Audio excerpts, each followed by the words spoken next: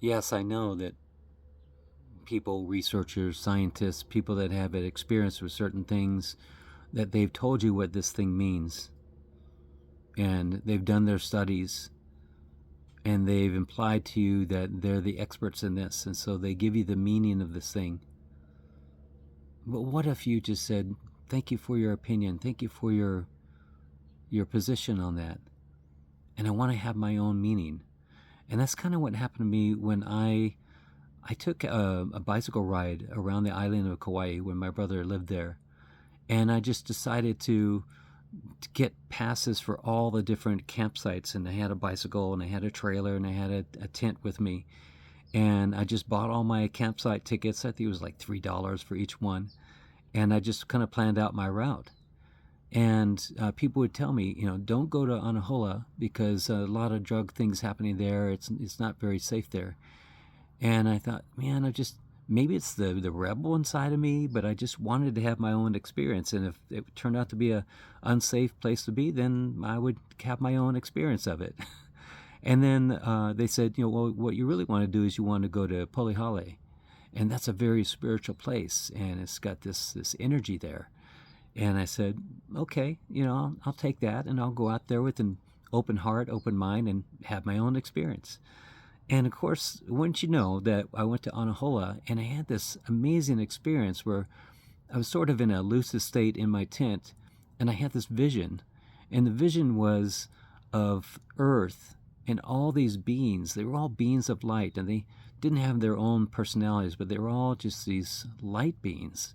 And all in unison, they all turned to face me and they all just kind of acknowledged me or something. And I just felt that oneness, and it was so, just that one vision just gave me the feeling, the experience of oneness. It was beautiful. And then I went to Polihale, and you ride your bicycle across this dirt road. It's like miles into the road, it seemed like. And then you finally get there and there's these thorny bushes, and I got 3 flat tires there. And there was a lot of people partying on the beach with their trucks, driving on the beach, and it was very much not like a spiritual experience. It was beautiful, and I jumped in the water. It was great, but it wasn't quite like an amazing spiritual realization kind of thing. It was a great experience, but it wasn't that. And I just came away with this just experience of having my own perception of things. And what if we took that to kind of the max and said, whatever it is, whatever people say about this person or this country or this thing or this exercise, that we had our own experience of it. Imagine that. How we would liberate ourselves. Like, imagine that how much you would liberate yourself and be so in your own sovereignty and know yourself so completely because you had your own perception of things and you didn't completely rely on someone else's perception, because everyone's got their own thing going on. They got their own spiritual path going on. They got their own karma going on. They got their own energy going on. And once we start to believe that as our own idea without our own experience of it, we automatically attract that. So imagine if we didn't do that. Imagine if we just was open and embracing to all experiences, all locations, all ideas, and said, I'm going to have my own experience of it. And I know it's kind of hard when you get into I want to talk about Hitler and the Holocaust and all these things and have our own, perspective of that. Well, sometimes those perspectives match what the world has been telling you.